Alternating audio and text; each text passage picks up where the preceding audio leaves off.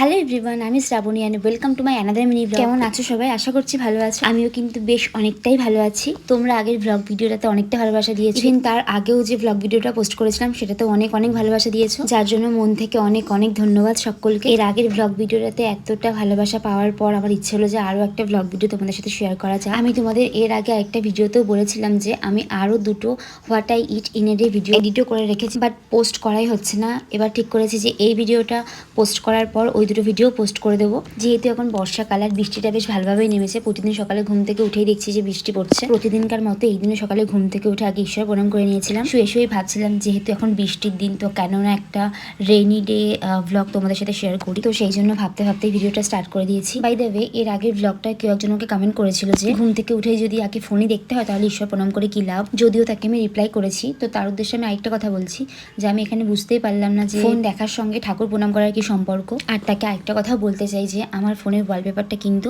মহাদেবের, তো আমি পাওয়ার বাটনটা টাচ করলে কিন্তু আগে প্রথমে মহাদেবের মুখটাই দেখতে পাই। যাই হোক, শুয়ে শুয়ে শুনতে পাচ্ছিলাম বৃষ্টি হচ্ছিল।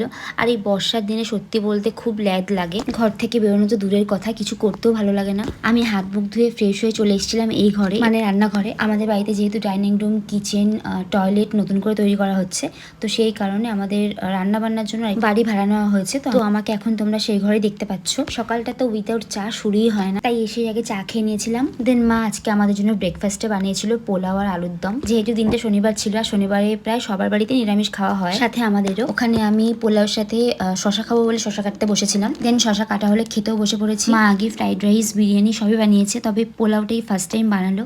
আর খেতে কিন্তু জাস্ট ওয়াও হয়েছিল প্রথমবারই। আর তোমাদেরকে আমি একটু আগে মাটির ভাঁড়ে যে ছোট একটা অঙ্কুর বেরিয়েছে দেখিয়েছি, ওটা আঙুর ফলের। আসলে হয়েছে কি, আগের দিন রাত্রিবেলা আমি কিশমিশ ভিজিয়ে রেখেছিলাম, তো ওই কিশমিশগুলোর মধ্যে থেকেই দেখছি একটা কিশমিশের মধ্যে ওইরকম একটু গাছ বেরিয়ে গেছে। তো ভাবলাম একটা টবের মধ্যে ওই গাছটাকে পুঁতে দিয়ে দেখি যে গাছটা আদৌ হয় কিনা। গাছ তো ঠিক না, একটা সামান্য অঙ্কুর মতো বেরিয়েছে। তোমরা কি কেউ বলতে পারবে আদৌ অঙ্কুরটা থেকে কি চারা গাছ বেরোবে? জানা নেই এই মাটিতে আঙুর গাছ হবে কিনা, তাও একটু টেক কেয়ার করছি, দেখা যাক কি হয়। যাই হোক, তারপর একটু এই ঘরে এসেছিলাম, কিছু জামা কাপড় কাচার ছিল, সেগুলো ধুয়ে নিয়ে আরো কিছু কাজ ছিল, তো সেগুলো করার পর স্নান করে চলে এসেছি। স্নান করে ঈশ্বর প্রণাম করে নিজের যত্ন নেওয়ার জন্য যেটুকুনি করার ওইটুখানি করে নিচ্ছি। যত্ন বলতে সেরকম সত্যি কিছুই করি না, শুধু স্নান করে ওঠার পর সবাই বেসিক যেগুলো ইউজ করে লোশন, ক্রিম, এগুলোই জাস্ট ইউজ করে, আর কিচ্ছু নয়। আর আমার স্কিনটা এমন কিছু ভালো নয়, মানে শরীর পুরো পচে গেছে বলতে পারো।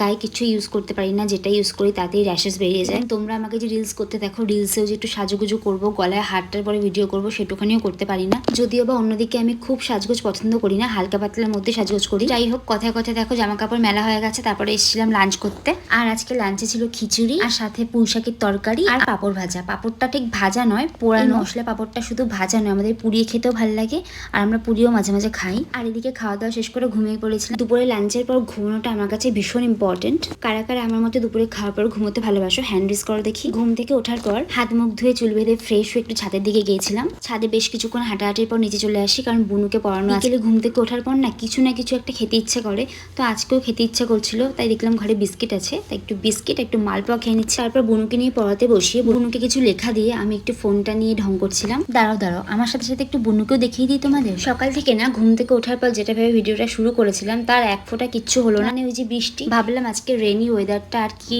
করছি কি না করছি সেগুলোরই কিছু কিছু ক্লিপস তোমাদের সাথে শেয়ার করব। আমি তো সারাদিন আমি কি করেছি সেগুলোই দেখিয়ে গেলাম, তো বৃষ্টির দেখার পেলাম কই। আর এইদিকে বুনুকে পড়িয়ে ছেড়ে আসার পর পেয়ে গেছিল খিদে, তো দুপুরে বানানো খিচুড়িটা আবার খাচ্ছিলাম। বললে বিশ্বাস করবে না, আজকে দুপুরে মা খিচুড়ি আর সকালে যে পোলাওটা বানিয়েছিল এত সুন্দর খেতে হয়েছিল, মানে মারাত্মক সুন্দর। তাছাড়াও মায়ের হাতের রান্না এমনিতেও প্রত্যেক বাচ্চাদেরই পছন্দ হয়, মায়ের হাতের রান্নার সাথে অন্য কোনো রান্নার তুলনা করাই যায় না। তো যাই হোক, তোমরা আজকে লাঞ্চে কে কি খেলে কমেন্ট করে জানিও। সন্ধ্যের টিফিনে খিচুড়ি খাওয়া শেষ হলে রাতের জন্য রুটি বানিয়ে নিয়েছিলাম, আর তখন মামদো আমাদের বাড়িতে ছিল, তো একটু ভিডিও ক্লিপস নিয়ে তোমাদের সাথে শেয়ার করলাম। তারপর আমি ঘরে এসে ঘর অন্ধকার করে কিছুক্ষণ ফোন দেখছিলাম, আর ঠিক সেই সময় বাবা বাড়ি এলে মা রাতের খাবার জন্য ডাকে, আর গিয়ে রাতের খাবারটাও খেয়ে নিই। আর আজকে রাতের খাবারও ছিল রুটি আর আলু কাঁঠালের দানা দিয়ে ভাজা। খাওয়া শেষ করে ফ্রেশ হয়ে ঘুমোতে চলে গেছিলাম। আজকে ভিডিওটা অনেকটা বড় হয়ে গেছে, আর বড় করছি না। ভিডিওটা ভালো লাগলে অবশ্যই একটা লাইক করে দিও। টাটা।